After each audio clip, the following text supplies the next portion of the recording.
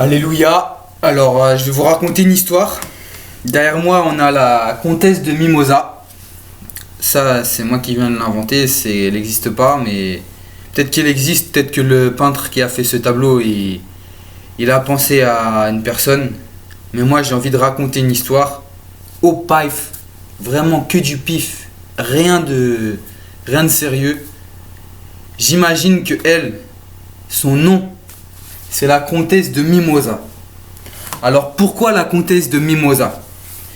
C'est tout simplement parce qu'elle aimait bien les arbres, les mimosas. Et aussi, pourquoi on a deviné que c'était les mimosas? Parce qu'il y a un peu du jaune, il y a un peu de... Pas de jaune d'œuf, mais il y a un peu de jaune. Et les mimosas, il est jaune.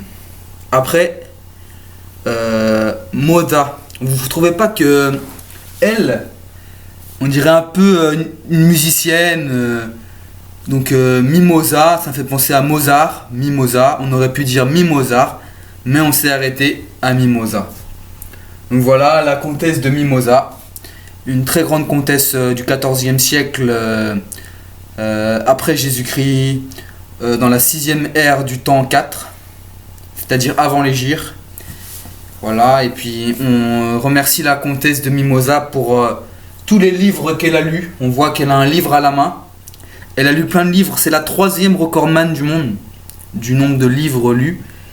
Et on peut dire qu'elle était pour cela une très grande lectrice, parmi les plus grandes qu'il y avait en Europe et en Asie centrale. Donc voilà la comtesse de Mimosa dans toute sa splendeur, avec sa main, on reconnaît sa main.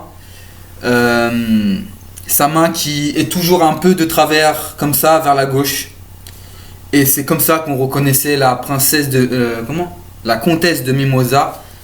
On la reconnaissait comme ça grâce à sa douceur, à sa lecture de livres et à sa tête qui est toujours, vous voyez, comme ça. Et sa tête elle est comme ça, et ça veut dire beaucoup. Quand la tête d'une personne elle est comme ça avec un livre, je peux vous dire que c'est la totale. C'est les merveilles. Donc voilà l'histoire de la comtesse de Mimosa.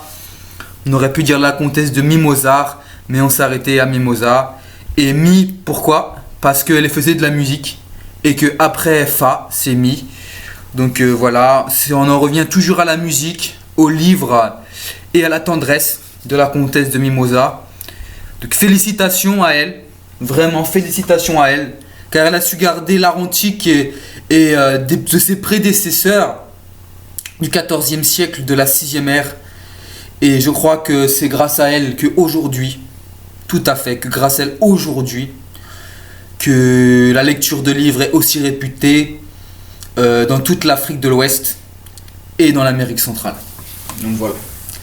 Sur ce banzai, et vive la comtesse de Mimosa. De Mimosa, oui, Mimosa, c'est pareil. Et bravo à elle. Comtesse de Mimosa, on compte sur toi. Ciao.